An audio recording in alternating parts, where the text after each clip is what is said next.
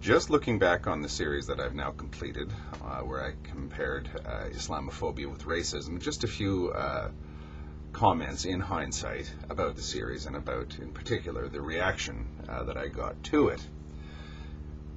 Interestingly, it was obvious that this series was actually aimed at a non-Muslim audience, and in particular an atheist / free-thinking / non-believing audience.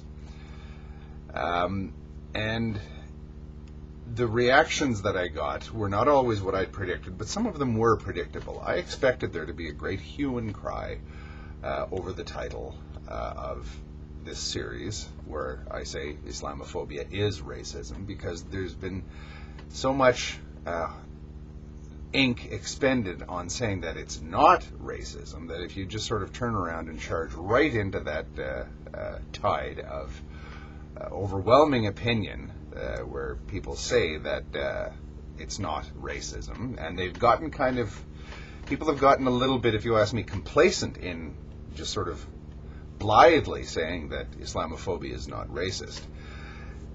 That kind of jolted a few people. If you sort of say, no, I believe it is racism, and here are my reasons, that kind of annoys some people. And it's even worse when you stick to your guns on it. When people raise objections, and you say, yes, I note your objections, but I don't buy them. And I still feel that way. I understand everyone's objections to the position that I've taken. I don't buy them. I don't think I'm going to convince anyone who has dug their heels in on this, who says that definitely Islamophobia is not racism. But I remain unconvinced myself that it isn't. So, I will have to, as I always say, agree to differ with those people. The second theme that came up was an interesting one, which I hadn't quite predicted, although I might have predicted it if I'd really thought it through, was the refrain after a bit of quarreling and a bit of my persisting in my position. Whether or not it's a valid position, it's a more well-thought-out position than people apparently thought it was going to be. I started to hear things like, yes, it is horrible, it's revolting, Islamophobia is a disgrace on our society, it's terrible, it's bigotry, it's xenophobia, it's whatever you want to call it, but it's not racism. Now, to me, that's a victory for me. That's from my perspective. I don't care if you call it Islamophobia or arachnophobia or whatever. I couldn't care less what you call it. Pizzaphobia. What I wanted to press is the point that it's a horrible, dreadful phenomenon that has tangible effects, negative effects on people's lives. So even though I saw an awful lot of people sort of dance close to the edge, I know that they weren't prepared to say that that Islamophobia is racism. I think that a lot of people, and I don't think I'm the one that brought this out, but a lot of people are saying that, yes, it is an absolutely dreadful thing.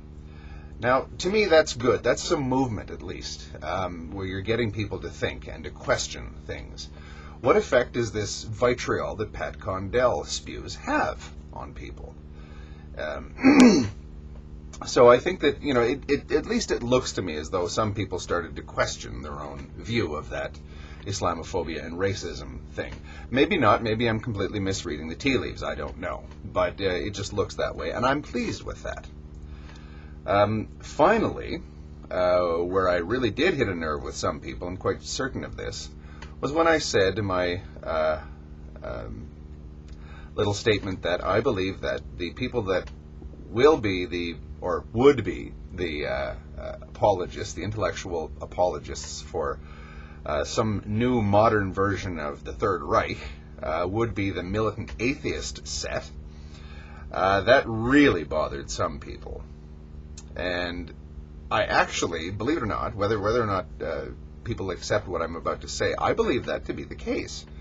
I might be completely wrong, I might be completely out to lunch, but I haven't just sort of grabbed this out of the air. As you can see, I've at least arrived at it by a series of reasoned points of view. Now, it could be thoroughly flawed reason, entirely possibly, but again, it's not just something that I've decided on just out of nothing, and I'm not using it as a bludgeon to attack atheists. I'm saying that militant, offensive, obnoxious, in-your-face, obscene languaged atheists are the ones that are most likely to be the foot soldiers in the intellectual war against Islam, if that's what we're heading towards, which I hope that we're not. I don't think that we are, but I hope not. I weeded those people out rather quickly. Every time that they came along, I just sort of refused to debate them and said, well, you can say whatever you like here. I'm not going to block you, but I'm just not going to talk to you anymore. Bye. That was it. And that seemed to actually do the trick with most of them. And there's actually a lesson to be learned in there for people who get too worked up about what the other guy says. I'm not talking about YouTube. I'm talking about cartoons or people waving placards that say freedom go to hell. If you just ignore people like that, they do eventually go away. So anyway, those are just my parting thoughts on the series that I made, and I'm very again appreciative of everyone who left their comments, especially video responses, Rosebush and Duwata Man. I really like the last one that Duwata Man did. He actually parodied me quite well. I actually like that. I'd urge anyone to go see it. Where what's it called? Naziophobia is racism. There. Anyway, I still believe that Islamophobia is racism. It's a cancer in our society. It's a dreadful thing. But I think that it may have peaked, and I think that the tide may be turning. People are starting to see that this reaction against it may have gone just a little bit too far. We don't have to take sides in the Arab-Israeli conflict to not want to hate Muslims.